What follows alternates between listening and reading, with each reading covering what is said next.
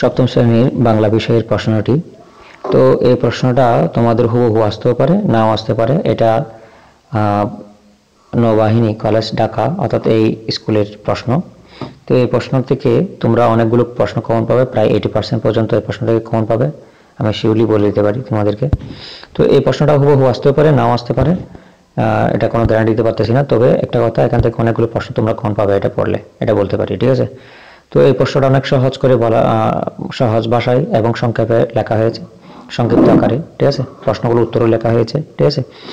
এই প্রশ্নটা পড়লে এই প্রশ্নের উত্তরগুলো তোমরা শেষে পেয়ে যাবে, ঠিক আছে। আগে প্রশ্নটা দেখো, আমি প্রশ্নটা তোমাদেরকে শো করি, তো বলে তোমাদেরকে সময় নষ্ট করবো না। তোমরা জাস্ট এখানে ভিডিওটা পজ করে স্ক্রিনশট দিয়ে নিবে, সবগুলো দেখতে পাচ্ছ। আমি এমন করে স্ক্রল করে করে যাব, তোমরা দেখে নেবে, কেমন। দেখো 5 থেকে বাকিগুলো দেখাচ্ছি। এখন আমরা এর পরগুলো দেখব। তো দেখো, বোয়াল মাছ কার শরীর ভরা। তো এগুলোর উত্তর তোমাদেরকে শো করবো, আগে প্রশ্নগুলো একবার দেখে নাও, চোখ বুলিয়ে নাও, উত্তরগুলো একটু পরেই তোমরা দেখতে পাবে। এক কথায় উত্তরগুলো দেখো। এগুলো বলতে গেলে তোমাদের সময় অনেক চলে যাবে, আর ভিডিওটা অনেক লেন্থি হয়ে যাচ্ছে, অনেক বড় হয়ে যাচ্ছে। এতক্ষণ সময় তোমাদের নষ্ট করবো না, কারণ তোমাদেরকেও পড়তে হবে। তো সংক্ষিপ্ত প্রশ্নগুলো দেখে নাও, এখানে স্ক্রিনশট দিয়ে রাখতে পারো ভিডিও পজ করে। এই যে রচনামূলক প্রশ্ন, দৃশ্যপটবিহীন আর কি এগুলো, ঠিক আছে। আর এগুলো হচ্ছে দৃশ্যপট নির্ভর, দেখতে পাচ্ছ তোমরা এগুলো স্ক্রিনশট দিয়ে রাখতে পারো, স্ক্রিনশট দিয়ে নাও। এখান থেকে তোমরা অনেকগুলো প্রশ্ন কমন পাবে, ঠিক আছে।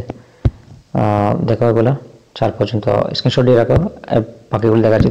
তো একটু পরেই তোমাদের এই প্রশ্নগুলো উত্তর দেখানো হবে, তোমরা আগে এগুলো স্ক্রিনশট দিয়ে রাখতে পারো, ঠিক আছে। এই প্রশ্নগুলো আগে শো করি তোমাদেরকে, ঠিক আছে। দেখো, নিচে কবিতাংশে পরে নিম্নোক্ত প্রশ্ন তো দাও, এই যে কবিতাটা পড়ে তোমরা এই প্রশ্নগুলো দিতে হবে। তো আমি উত্তরপত্রে চলে যাই। প্রথমে এই যে প্রশ্নটার ক বিভাগ অর্থাৎ নৈবেদিক প্রশ্ন, এগুলো দেখব। 15টা তোমাদেরকে লিখতে হবে। এগুলো পড়ে নেবে। 1000 বছর আগে সব পুরুষে কি পড়তো? ধুতি পড়তো। করির খেলা কারা খেলতো? শিশুরা। এগুলো আর কি, বাঁশের কোটায় সারা সারি কি বাঁধা, ডিঙ্গি নৌকা, এগুলো তোমরা পারবে, তো পড়ে নিবে। আমি এগুলো পরে তোমাদের সময় নষ্ট করবো না। তো এগুলো স্ক্রিনশট দিয়ে রাখতে পারো, ঠিক আছে। ভিডিও পজ করে স্ক্রিনশট দিয়ে রাখো। এগুলি এখান থেকে অনেকগুলো কমন পাবে আশা করি। এক কথায় উত্তরগুলো দেখো, যে এক কথায় উত্তরগুলো। স্বাধীন শব্দের বিপরীত শব্দ কি? পরাধীন। যে শব্দের দুইটি অংশ অর্থযুক্ত তাকে কি বলে? যৌগিক শব্দ। এক জোড়া শব্দের মাঝখানে কোন জ্যোতিষ্ণ বসে? হাইফেন। এই ধরনের আর কি। তো এগুলো দেখে নিবে। এখন আমি সংক্ষিপ্ত প্রশ্নগুলো দেখাবো তোমাদের, তোমরা স্ক্রিনশট দিয়ে রাখতে পারো এগুলো। সংক্ষিপ্ত প্রশ্নগুলো অনেক সহজ ভাষায় লেখা হয়েছে, অনেক সহজ ভাষায় এবং সংক্ষেপে লেখা হয়েছে। অন্য ভিডিওতে অনেক বড় বড় করে লেখা হয়েছে, আমি দেখেছি। তো এই প্রশ্নগুলো অনেক সহজ ভাষায় সুন্দর করে লেখা হয়েছে। দেখো, ছোট করে যে কোনো শিক্ষার্থী এগুলো শিখতে পারবে, ঠিক আছে। যতই উইক হও না কেন, এই প্রশ্নগুলো তুমি পড়লে শিখতে পারবে, একেবারে সহজ ভাষায় লেখা হয়েছে। তো অত বক বক করে আমি সময় নষ্ট করবো না তোমাদের, জাস্ট তোমাদের মূল প্রশ্নগুলোই দেখাবো, যাতে কারো সময় নষ্ট না হয় এবং সবাই পরীক্ষা ভালো করতে পারে পরে। তো এই প্রশ্নটা তোমরা এই উত্তরগুলো স্ক্রিনশট দিয়ে রাখো, ভিডিও পজ করে তোমরা স্ক্রিনশট দিয়ে রাখতে পারো। তো এবার আমি বাকি প্রশ্নগুলো দেখবো, অর্থাৎ দৃশ্যপটবিহীন প্রশ্নগুলো দেখবো। এখানে আর একটা প্রশ্ন আছে, দেখো 10 নম্বর। লেখার ভাষায় জ্যোতিচিহ্ন কেন দিতে হয়? এটার অর্থ এখানে লেখা আছে, দেখতে পাচ্ছ তোমরা 10 নম্বরটা। তো আমরা এর পরটাতে চলে যাই। দেখো, গ বিভাগ অর্থাৎ রচনামূলক প্রশ্ন উত্তর। এখান থেকে তোমাদেরকে 5টা প্রশ্ন লিখতে হবে, প্রত্যেকটা প্রশ্নের উত্তর হবে 3, ঠিক আছে।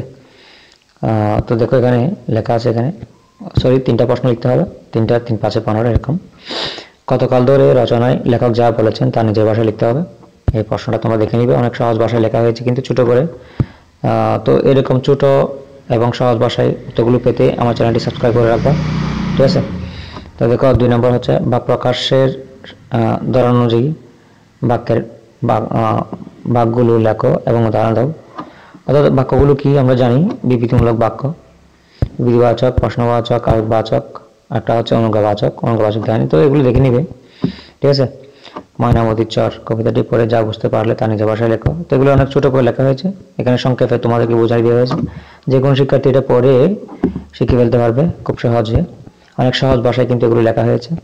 তো 4 নম্বর, নিচের শব্দগুলোর 2টি করে প্রতিশব্দ, এই যে কত, দয়া, আইন, মন, নদী, এগুলো দিয়ে 2টি করে প্রতিশব্দ লেখা হয়েছে। 5 নম্বর নিচের শব্দগুলোর প্রমিত রূপ লেখা হয়েছে এখানে দেখো, এই যে শব্দগুলো দেখতে পাচ্ছ না, এগুলোর প্রমিত রূপ, এগুলো প্রমিত রূপ তোমরা লিখবা। এই যে এগুলোর প্রমিত রূপ এখানে লেখা আছে, বেহানে, সকালে, আছড়ে, চিড়ে, অর্থাৎ এই যে এগুলো হচ্ছে প্রমিত রূপ, ঠিক আছে। তো এখন আমরা দৃশ্যপদ নির্ভর প্রশ্নগুলো দেখব। দেখতে পাচ্ছ এখানে তুমি রচনামূলক প্রশ্নের উত্তর দৃশ্যপদ নির্ভর গ বিভাগ। দেখো এখানে এই প্রশ্নটা পড়বা, দৃশ্যপদ নির্ভর প্রশ্নটা, এখান থেকে 2টা প্রশ্ন দেওয়া হয়েছে, এই প্রশ্নগুলোর উত্তর এখানে আমি লিখে রাখছি। তো ভালো করে তোমরা এটা দেখে নিবে, স্ক্রিনশট দিয়ে রাখবা। উত্তরটা খুব সহজ ভাষায় লেখা হয়েছে এবং ছোট করে লেখা হয়েছে, যাতে যে কোনো শিক্ষার্থী শিখতে পারে। 2 নম্বর দেখো, 2 নম্বরের এই যে উদ্দীপকের আকারে 2টা প্রশ্ন দেওয়া হয়েছে, এখানে এই প্রশ্নের উত্তরগুলো এখানে শো করছি, ঠিক আছে। এই যে উদ্দীপক 3-এর প্রশ্ন 2টা, এই যে 2টা প্রশ্নের উত্তর কিন্তু আমি এখানে শো করতেছি। যে কোনো শিক্ষার্থী, অর্থাৎ 6ষ্ঠ শ্রেণীর যে কোনো শিক্ষার্থী তুমি যতই উইক হও না কেন এটা শিখতে পারবে, ঠিক আছে। প্রশ্নটা শিখে নিতে, এই প্রশ্ন উত্তরগুলো শিখতে পারবে। অনেক ছোট করে সহজ ভাষায় লেখা হয়েছে এবং ফুল মার্কস নম্বর কিন্তু তোমরা পাবে এটা শিখলে, আমি গ্যারান্টি দিয়ে বলতে পারি, ঠিক আছে। তো 4 নম্বর দেখবো এখন আমরা। দেখো 4 নম্বর কি বলা আছে, নিচের কবিতাংশটি পড়ে নিম্নোক্ত প্রশ্ন উত্তর দাও, অর্থাৎ এই যে কবিতাটা পড়ে এই 2টা প্রশ্ন দিতে হবে। তো এই 2টা প্রশ্নের উত্তর আমি এখানে লিখে রাখছি। দেখো এখানে পড়ে হচ্ছে কবিতাংশের, অর্থাৎ ময়নামতি চর কবিতা যে দিকের সদৃশ্য রয়েছে তা ব্যাখ্যা করতে হবে। কবিতাংশের মূল ভাব, ময়নামতি চর কবিতায় মূল ভাব সমর্থন কি, তোমার মতামত। অর্থাৎ এই 2টা প্রশ্ন উত্তর কিন্তু অনেক সহজ ভাষায় লেখা হয়েছে এখানে। আমি মনে করি যে কোনো শিক্ষার্থী এই 2টা প্রশ্ন শিখতে পারবে, 2টা প্রশ্ন উত্তর শিখতে পারবে, অনেক সহজ ভাষায় লেখা হয়েছে। এখন আমরা 5 নম্বর দেখব। 5 নম্বর কি বলা হচ্ছে, নিজের কবিতাংশটি পড়ে প্রশ্ন দিতে হবে। এই যে কবিতাংশটা পড়বা, বইয়ের কবিতাংশটা পড়ার পরে 2টা প্রশ্ন উত্তর তোমাকে দিতে হবে। তো এই 2টা প্রশ্ন আমি উত্তর এখানে লিখে রাখছি, এখানে অনেক সহজ ভাষায় সংক্ষেপে লেখা হয়েছে, যে কোনো শিক্ষার্থী শিখতে পারবে, ঠিক আছে। এখন আমরা 6 নম্বর দেখব। দেখো এগুলো স্ক্রিনশট দিয়ে রাখো, স্ক্রিনশট দিয়ে রাখলে তোমরা বুঝতে পারবা। তো আমরা এগুলো উত্তর দেখবো এখন, এই যে উত্তরগুলো দেখতে পাচ্ছ। এখন আমরা 7 নম্বর দেখবো। এই যে 7 নম্বর, কবিতাংশটা পড়ে নিজে মুক্ত প্রশ্ন উত্তর দিতে হবে। কবিতাটা পড়বা, এই 2টা প্রশ্ন উত্তর দিবা, এখানে এই যে উত্তরগুলো এখানে শো করা আছে। তো আমি মনে করি এই প্রশ্নগুলো যে কোনো শিক্ষার্থী শিখতে পারবে। এই প্রশ্ন উত্তরগুলো অনেক সহজ করে লেখা হয়েছে, সহজ ভাষায় এবং সংক্ষেপে লেখা হয়েছে, যে কোনো শিক্ষার্থী এই প্রশ্নগুলো উত্তর শিখতে পারবে বলে আমি মনে করি, ঠিক আছে। তো আমার ভিডিও যদি তোমাদের উপকার আসে অবশ্যই লাইক, কমেন্ট এবং শেয়ার করবা সবার মাঝে, ঠিক আছে। এই প্রশ্নটি হুবহু না আসলেও এখান থেকে তোমরা 80% পর্যন্ত কমন পাবে, এটা কিন্তু মাথায় রাখবা, ঠিক আছে। তো ভালো থাকবা সবাই, সবার সুস্বাস্থ্য কামনা করে ভিডিও শেষ করতেছি। ধন্যবাদ সবাইকে।